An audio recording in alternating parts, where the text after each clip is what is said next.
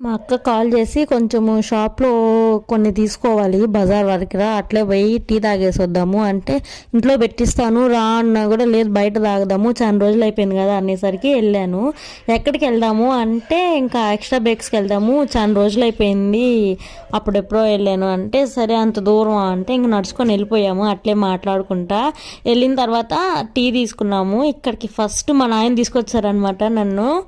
Tea tea తాగడానికి వెళ్ళాము అప్పుడు కూడా. తర్వాత స్వీట్ కార్న్ నగ్గెట్స్ ఇంకా ఫ్రెంచ్ ఫ్రైస్ వస్తాయి దాంతో పాటే కాంబో లాగా అది తీసుకున్నాము. ఇది నేను నా ఫ్రెండ్స్తో వచ్చినప్పుడు కూడా ఎప్పుడు ఇదే తీసుకుంటా కాబట్టి అలవాటు అయిపోయింది. కొత్తది ఏది మీరు ట్రై చేయలేదు. ఆ రోజు కేజీ నూనె నింది ఒక్క దాంట్లోనే టిష్యూతో ఒత్తుకొని తిన్నాను.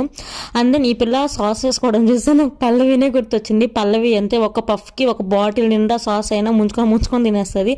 ఇంకా బ్రౌనీ తీసుకున్నాము లాస్ట్లో. నాకు ఎంత నచ్చిందంటే వర్త్ అనిపించింది ఇంత దూరం నడుచుకొచ్చినందుకు. రోడ్డు అంతా అదే తిన్నా.